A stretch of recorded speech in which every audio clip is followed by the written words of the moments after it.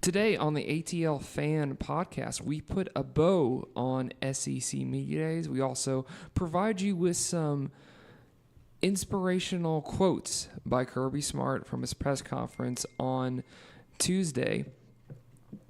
Then we have the quarterback whisperer himself. Sean McEvoy is joining the show today. This is the ATL Fan Podcast, and this is Football Fridays, as promised.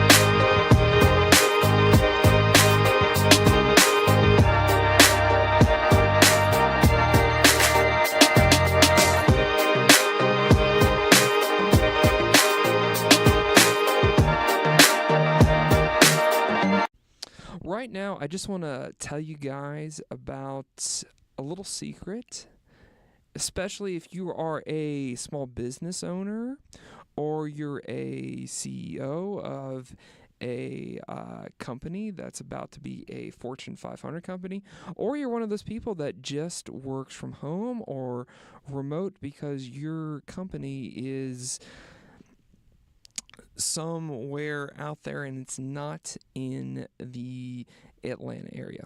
Well, I want to let you know about Spaces Midtown East, and Spaces Midtown East has a friendly staff. They are very open and welcome to the type of business that you are running. And just to tell you more about it, we have the regional manager here from Spaces Midtown East, Steve Choi.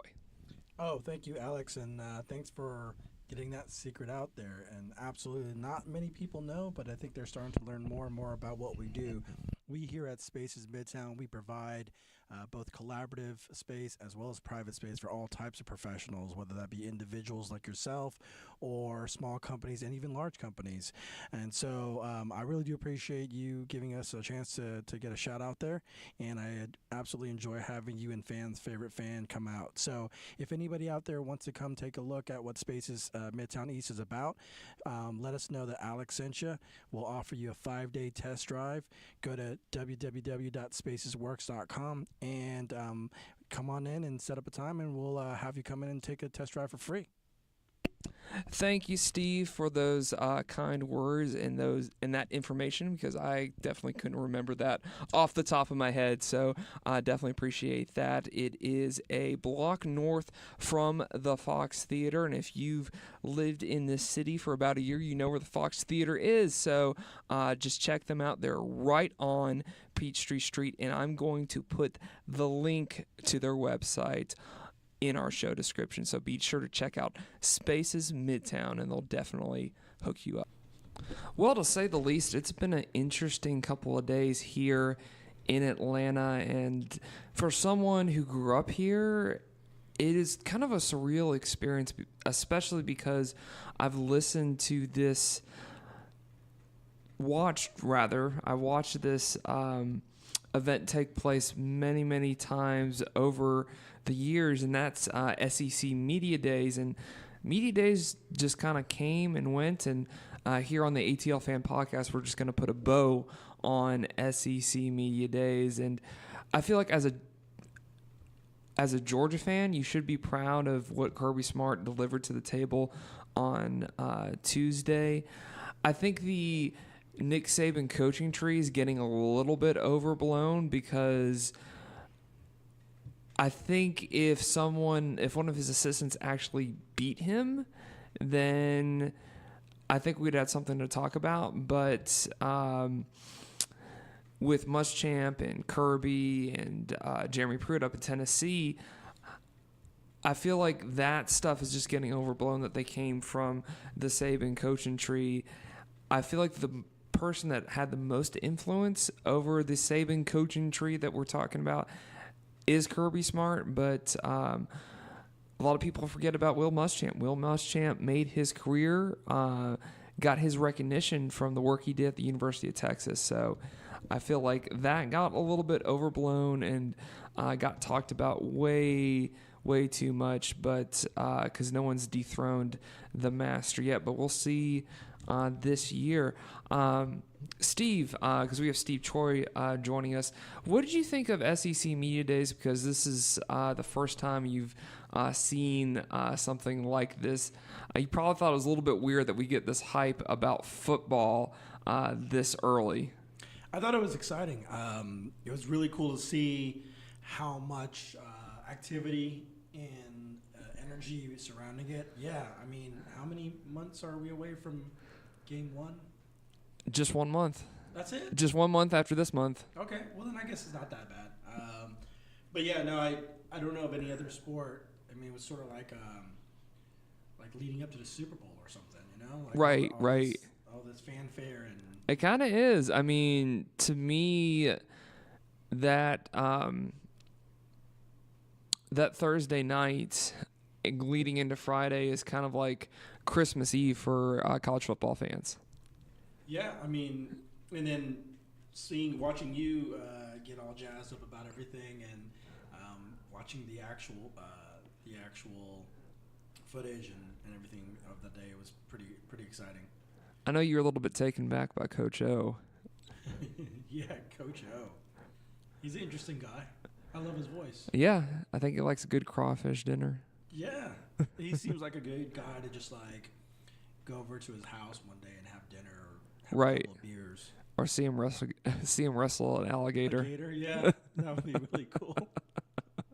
So yeah, that's one of the staples there at SEC Media Day, but yeah, we have some audio from Kirby Smart's press conference, and if you missed it, this was the highlight of Kirby Smart's This season press for us is going to be simple. It's going to be the measure of potential versus effectiveness. And when I say that, a lot of people are like, well, yeah, every team has a certain amount of potential. Well, I think potential is dormant ability. All right, and I think of effectiveness is what we get out of our potential. And we talk to our players all the time that pressure is really a privilege. You should feel privileged to have pressure to win games, to have expectations. And everybody's talking about the expectations. Well, last year this time, they were talking about the same expectations for the University of Georgia. I went back and reviewed my notes for this event, and it was the same thing. Georgia's expected to do this, to win the East, to win championships. Those are things that we embrace at the University of Georgia. We can't run from those things. We know that. So if pressure's a privilege, how you manage that and how you embrace that, and our coaching staff getting the effectiveness of our players out is what's important to us. That was pure strategy from Kirby Smart, if you haven't paid attention, because he pretty much in that statement just deflected all the different questions that were coming at him, because the main question about the Georgia program is, are you going to be able to compete with the University of Alabama? And I feel like he just kind of squashed that with that statement that we don't really care about what's going on with Alabama. We're just trying to make Georgia better. And making Georgia better is going to eventually take the king of the SEC down right now, if you just focus on getting better. And I think it's really interesting, too, throughout his press conference that he didn't look at the national championship, because I think some media members are kind of like thinking that Georgia's going to be like the Falcons this past year. I was just reading an article from Mark Bradley on from the AJC on Kirby Smart's press conference that he gave on Tuesday, and he said right off the bat that Georgia isn't going to be as talented now. That doesn't mean the results are going to be a little bit different. He's just saying there's not the there's not Nick Chubb or a Sony Michel or a Davin Bellamy, Lorenzo Carter, guys that people know. There's a lot of potential, like Kirby said in that clip right there. It's just, how are you going to make the most out of it? And I felt like that was super appropriate where the Georgia program is. And yeah, it just if you're listening right now, you just woke up, I hope that just gave you just a boost of energy, because it definitely did the same for me. So, but another thing that I think was interesting that Kirby says he's trying to work on and grow and develop as a head coach is just in delegating. And if you listen to the last podcast, we had Ettore Monthly on from the Atlanta Voice. This is what he had to say about that. And he even said that, yes, I'm still, even though he's been in the league, at the same time, he also went up there and said that he's a young coach himself, and that he's not in the business of handing out advice, but he's willing to learn and willing to take notes. And he also understands that delegating is the key for him. Because the first year, he was hands-on with everything and master of nothing. Now he's learned how to be, I'm not going to say he's a CEO head coach, but because that's not him. But at the same time, I think Kirby is understanding the power of delegation and understanding that, empowering the assistant coaches, elevating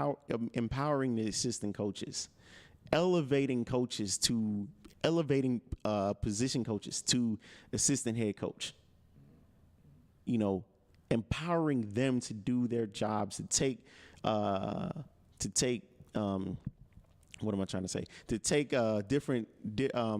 contribute ideas in recruiting,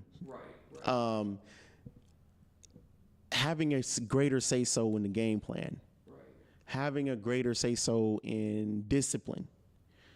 These are the things that those are the things that Nick Saban had to do, and Kirby was one of those people, one of those assistant head coaches that took on those tasks that Nick didn't want to do because Nick had to handle the political side of being an SEC head coach. Do you feel like the program? Now, this is the part of the press conference, what Ettore just talked about. This is the part where Kirby addresses that. This is Kirby Smart on Tuesday at SEC Media Days. When you're green, you grow, and you're ripe, you're right. So every year you learn. I think in going into year 3, probably the biggest difference for me was feeling comfortable being able to delegate certain things, being able to say, here, Coach Tucker, Mel, you handle this, Jim Chaney, you handle this, and being comfortable with that. And I think that alleviates a lot of undue stress or pressure that might be on a first-time head coach, and being comfortable in your skin saying, hey, you know what, I'm going to let him handle that and let him do that. That's probably the biggest difference in 1 to 2 for me, and hoping 2 to 3 that continues to grow, because you have a staff for the purpose of helping you. And if you don't let them help you, what's the purpose in having them? So they're a sounding board for us. They help me make decisions, and we've got a tremendous support staff as well at the University of Georgia. I'm Alex Berger, and this is the ATL Fan Podcast. Thank you, guys, for joining us today. We are with FansFavoriteFan.com, so be sure to check out FansFavoriteFan.com, preferably after you listen to this podcast. And like I said at the beginning of the show, we have the quarterback whisperer on himself on this Football Friday, who is, he's a Football Friday favorite. Try to say that 10 times fast, but it is Sean McEvoy, who is a private quarterback trainer and recently trained Emory Jones and Justin Fields.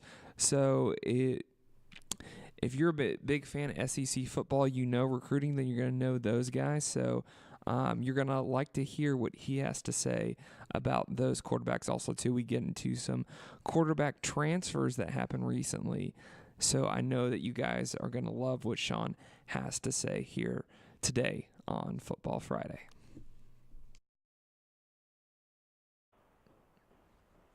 Well, we just want to welcome back one of our stapled guests with the Fan Podcast. Back to the new ATL Fan Podcast, and that is Sean McEvoy, our quarterback whisperer. Sean, how are you doing today, man? Yo, Alex, I'm doing fantastic, man. Good to hear from you. Good to hear from you, too. I'm glad we can get back together. The season is getting closer. We just finished up SEC Media Days, so you pretty much know that camp is just around the corner for a majority of these programs. No, it is coming up, man, at all levels now. It's, this time of year, it gets exciting, and then Football Fridays, man, is the time to talk about all that cool stuff going on. I'm excited. Yeah, I am excited too, and it's kind of like we start off the year with Football Friday, and now it's actually coming true. Exactly right. We can stop waiting, and it's here upon us, so I love it. Right. We're actually going to find out. Is it going to be Tua or Jalen Hurts, or is Jalen Hurts going to transfer? Well, that's going to play out for us now. Exactly right. Because I think we're under the 50-day mark, so it'll just be right around the corner.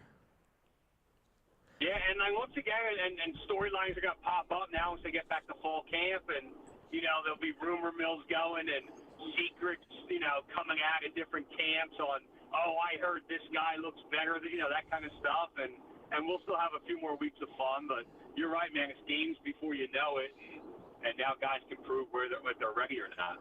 Mm-hmm. Well, like I said, since we finished up SEC Media Days, I actually want to talk about two SEC quarterbacks that you've trained that last year at this time, they were just seniors in high school, and that's Emory Jones and Justin Fields. Now, with Emory Jones, a lot of people think that he's going to be the guy at Florida because even though Felipe Franks is still in the fold and Luke Del Rio is still in the fold, and it was a shootout for their spring game this past spring. But a lot of people think, though, that Emory Jones is going to be the guy. So for the people that aren't familiar with Emory Jones, Sean, if you could just tell us where he's from and what does he bring to the Florida Gator offense that'll make it more dynamic than the guys that are currently under center. Yeah, no, absolutely. So Emory Jones, here out of Georgia, playing at Curd County High School 2A program here in Georgia. Really dynamic player as a high school athlete. Really started to get on the, in the big picture in people's mind, and certainly a big time recruit towards the end of his junior year, and was a Ohio State commit early on, and really good athletic player, could throw the ball well. Looked like he was going to fit that mold that Ohio State was looking for. And then going into his senior year, just, in my opinion, became a whole different player. Started to kind of turn the corner into more of an elite passer who just had also great athletic ability. And obviously ended up in Florida, feeling like he has a chance to get on the field early. So for Florida now and Coach Mullen, just an opportunity now to have a dynamic type of player at the quarterback position. I mean, elite passer, certainly, but a guy who can just make a ton of plays with his feet. Similar like what we talk about with Justin Fields and why, Tua has that little bit of an extra bit to him. You got to be able to throw the ball first, and Emory's a guy that certainly can do it at a high level, but such a great athlete. Guys that watched him play in some of those, 2018 All-American games towards the end of the year after high school, really got to see him out there using his athletic ability. Was kind of hidden a little bit at 2A school in Georgia, but once he got on the national level and people got to see him play, and like you said, Florida fans got to see him in the spring game, a lot of excitement around him. Now, you talk about him as an elite passer, and he's probably known for more being an athletic quarterback. But just tell me more about his passing ability, and do you feel like he could fit into a pro-style system if that's what he got recruited to?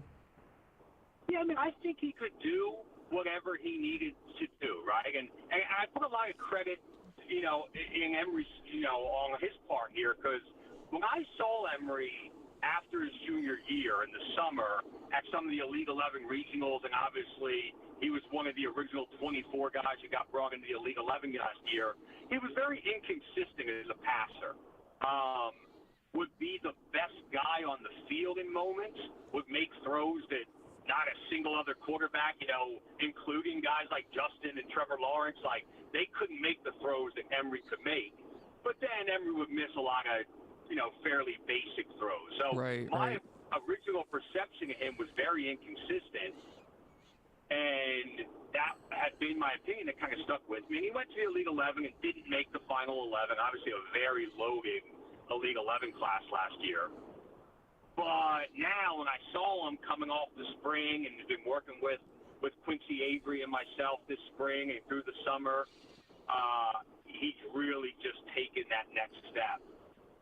So in a group where we've had a couple of good college quarterback sessions with a ton of talent on the field, he's been at the very top, if not the best guy in every one of those sessions, consistently throwing the football, always have the arm strength and the control to make those big intermediate throws down the field, that rhythm post, 25 yards on the money off his back foot, some of those speed outs and things to the sideline. But just the consistent ability for him to make the throws over and over is what has really stood out to me now. Now, what about Justin Fields? How is he as a passer? Because everyone's excited at Georgia to see what he is going to bring to the table. Also, I think just a lot of people are just excited about the two quarterback system that looks like Georgia will run during this season. So what was your impressions of Justin Fields when you trained with him? Yeah, Justin, such a smart quarterback, just a guy who he just strikes you as being so much older and more mature than he is. Mm-hmm. I think it's really easy to see why so many college coaches in the recruiting process took to Justin so quickly. Does he carry himself like a? Wanted to have. Does he carry himself like a 20-year-old?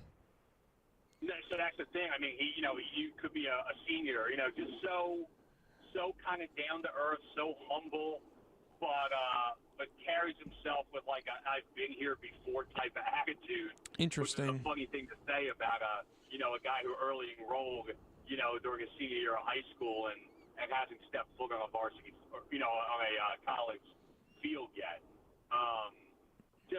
Just has a matter of factness about him, and I think it comes from that quiet confidence in his abilities. And when you watch him and you're around him and you watch him play and watch him throw, you get it. Because it's a guy that can just do anything that's asked of him. It's funny. You look at the situation Emory's in, and I think Emory's ability to win that job in Florida is being the most elite passer on that team. Where you look at Justin and, not taking anything away from what he does with his arm, but I don't know that he's ever going to be the most elite thrower on that team. I think Jake Fromm is that good. Now, I think Justin can do everything Jake can do. Mm-hmm. But I don't think that's where he's going to set himself apart. I think Justin very much has to make smart decisions, find a way to lead the team the way that Coach Smart, everybody seems to rave about Jake Fromm for doing. And then Justin is going to be just that incredible athletic ability, not just running, obviously, but buying time in the pocket, avoiding pressure, being able to elongate some plays, and then give him a different dynamic, maybe with his own read concept or his ability to run, to really kind of back that defense off. It's going to be really hard if you're trying to pick who's going to be the guy there in Georgia. I just think Jake Fromm is so solid that he's going to really be hard to kind of take over that starting spot. But, man, if there's a guy who can do it, it's absolutely Justin Fields. Now, do you feel like Georgia is going to use Justin Fields kind of like how Oklahoma used Kyler Murray this past season? think if you're smart, you have to, right? He's just too talented to not have on the field. The only outside thing there is, I always go back to, is there a way they could try to redshirt him? I think it's so hard to do when he's also your backup quarterback, right? And even with the new rule now where he can play in 4 games and still keep his red shirt, I don't know how you do that unless you get, 9 games in and you haven't used him yet, and then you can play him down the stretch and, keep another year of eligibility. I'm sure in the best-case scenario in Georgia, you'd love to create a year of separation between Jake Fromm and Justin Fields, thinking that Fromm's going to play 2 more years and probably have a shot to go to the NFL after 3, and then you still have 3 of Justin, right? I think that would be incredible if you're Georgia. Just the reality is, just stupid things like Jake Fromm's helmet comes off for a play. Do you go to your 3rd string, who in this case is a walk-on quarterback in Georgia? Right. I think Kirby would really think he has to use Justin. So I think that's the one thing that would really change how much Justin's on the field, is if they hold on to some hope that maybe they can try to redshirt him. But if not, then yeah, I imagine Justin being involved and, in some kind of package or change of pace, or just using his ability. We've talked about this before when we talked about Auburn with Jarrett Stidham and Malik Willis. You have a quarterback there, Malik, who's, maybe he's not there yet. He's not good. He's just so talented where you have to find a way to use his skills. You have to play some of your best players. And I think that has to be the way Georgia looks at Justin this year and says he's just too good of a player for us to not have on the field at all, especially in those big games where we need it. You found a way to get Malik Willis into this conversation. I gave my man a shout-out, of course, no doubt. No doubt. I was thinking, I was like, we're not really going to talk about Malik this time, but you found a way to get him in there. That's a professional move right there, man. There you go. Now, I just want to shift gears a little bit. And usually around this time of year, that quarterback transfers are going to be one of the things that you're going to talk about during SEC media days, during your media days in general, because a lot of media members don't know these people, so they're just getting introduced to them for the first time. So there's a lot of curiosity there, but staying in the SEC, Joe Burrow, a backup quarterback from Ohio State, has transferred into LSU, and LSU had quarterback problems last year, and they've had actually quarterback problems since Les Miles was there. But yeah, tell me more about this Joe Burrow transfer, and do you think that he will see the field? And if he does, can he help the Tigers get over that hump? Yeah, I think he's the most exciting quarterback transfer that we're looking at right now. And with all due respect to Chase Patterson and Michigan, I know we'll talk about him in a second, but I think LSU's been a team that everyone feels is like on the cusp here the last couple of years. Are they going to find a way to upset Georgia or upset an Auburn or Alabama, or win a big game there in the SEC? And it seems like they have all the pieces in place, and they just haven't had a quarterback. This looks like the guy who maybe changes the tide there, gives them consistent enough play at quarterback with a potential for great quarterback play that could really make that team, really dangerous now if they're on your schedule and coming in this season. He's a guy that, had a terrific spring game in Ohio State, and just looked like he was going to somehow end up being the odd man out.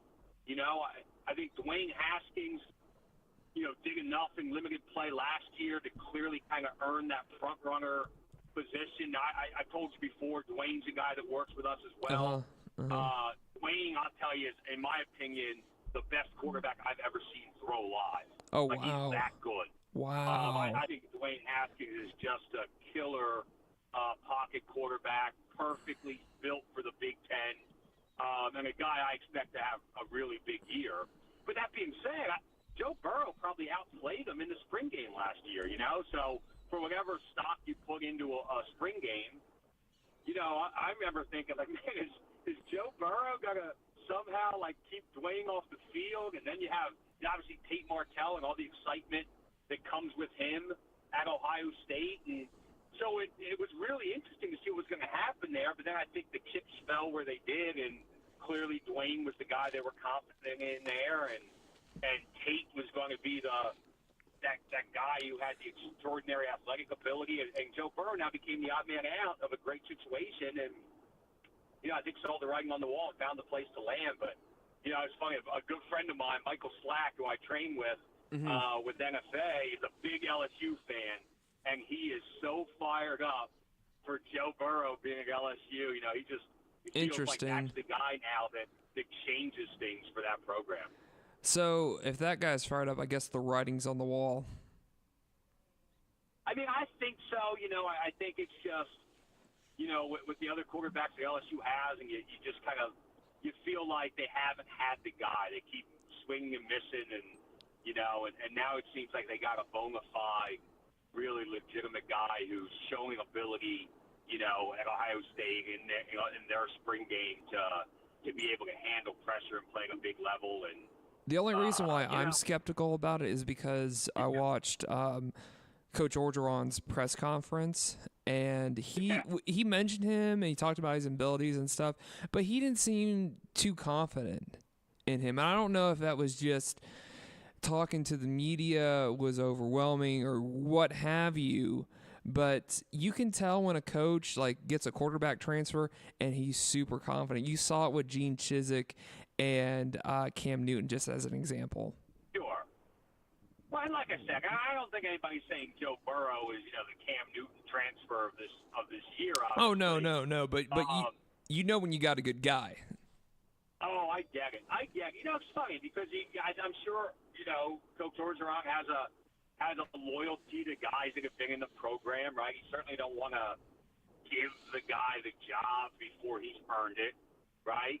And so when you don't transfer in until after spring, you have to kind of, give it an ability to be an open competition. I think it puts, Orgeron in a tough spot there to be, falling over, glowing about a guy who hasn't even really practiced for them yet. So I think you let it play out. It'll be interesting to see in 2 weeks of fall practice at the next press conference, how much his opinions change. But just from what I've heard of guys that have been around that Ohio State program, and from what I saw in their spring game, and what looks like he's able to do, I think he'll be an interesting one to watch. And that LSU, they're just a program that that could be the piece they need. So it'll be interesting. Now, let me ask you about Shea Patterson, because that has been the big story during the offseason, and we haven't even touched Shea Patterson transferring to Michigan.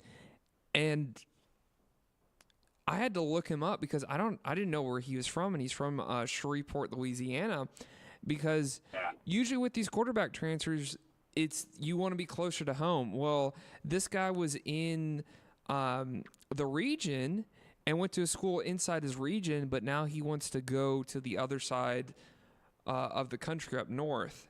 And this seems, just from that standpoint, I know some other drama went down with that because of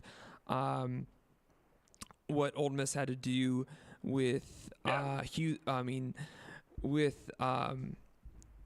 oh my gosh. It's one of those with Coach Freeze. Thank you for saving me there. Of course.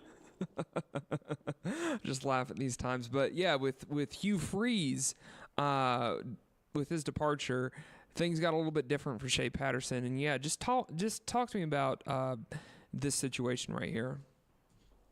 Yeah, it was a big time head scratcher for me when it all happened.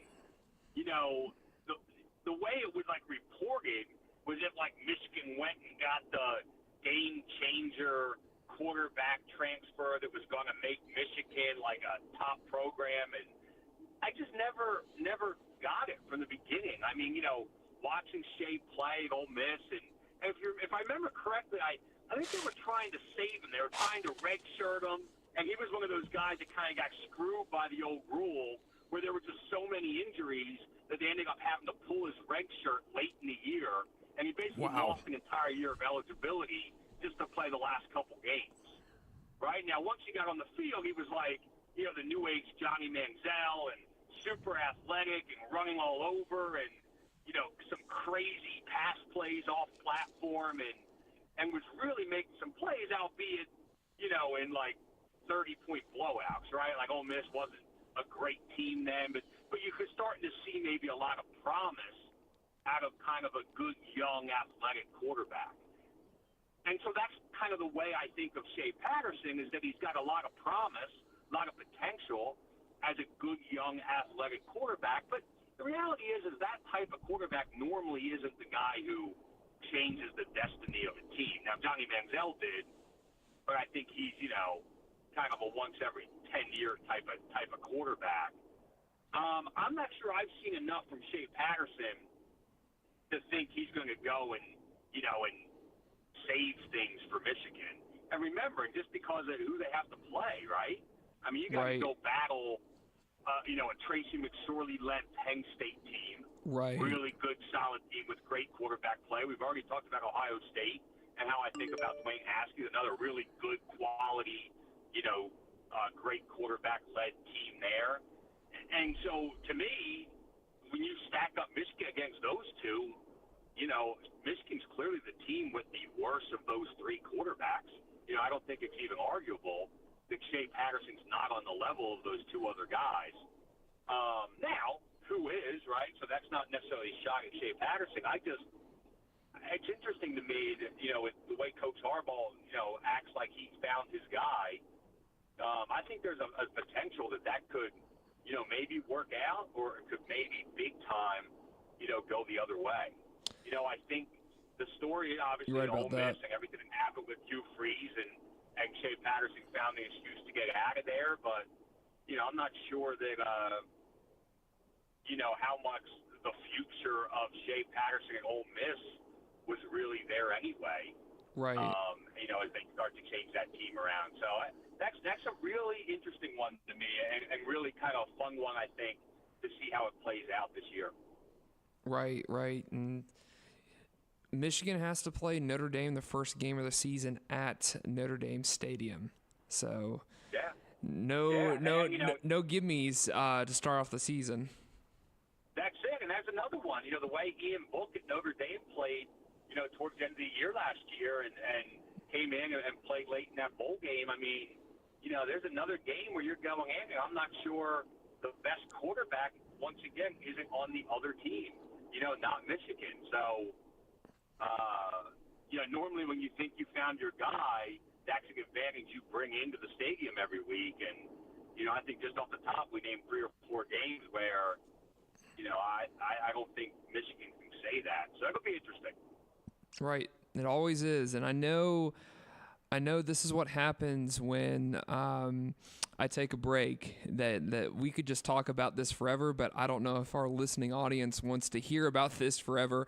So I appreciate, Sean, you coming on the show. And where can we find you at on social media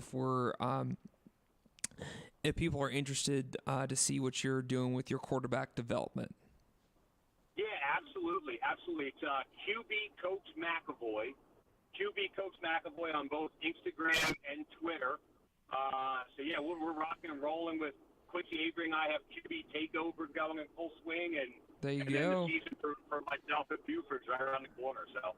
Right. Well, thanks for being on the show today, Sean. Thanks, Alex. It's been a pleasure, man. We just want to thank you guys for checking out the ATL Fan Podcast, and our first Football Friday is over and in the books. Just want to thank Steve Choi for joining me at the beginning of the show. We also want to thank Sean McEvoy for coming on the show today. In his, literally the guy was talking to me in his car because he was on the go. No joke.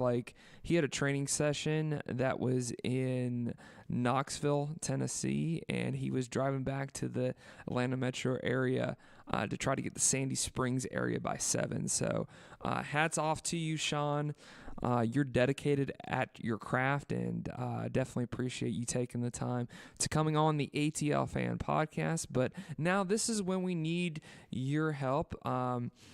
Fans Favorite Fan, the ATL Fan Podcast, is all about giving back to the fans and giving you a show that's entertaining and worth listening to. So if you could do us a huge favor, wherever you see this, because we are on podbeam.com, that's where the ATL Fan Podcast lives, but it's also on Fans Favorite Fan Facebook page and Twitter. So if you see something for the ATL Fan Podcast, be sure to hit that like button. That'll definitely help us out. The like button goes further faster in this internet age than you can ever imagine. And second of all, if you are interested in the show, you like what we have to hear, we definitely want to hear you. We want to get your guys' feedback on what you think of the show, or just your opinions on what's going on with SEC Media Days, the Atlanta Braves, Atlanta United, or what's your thoughts on the upcoming football season. Will someone beat Nick Saban from Nick Saban's coaching staff that came out of one of Nick Saban's coaching staffs? So we definitely want to hear your guys' opinion on what you guys think about sports right now in the ATL.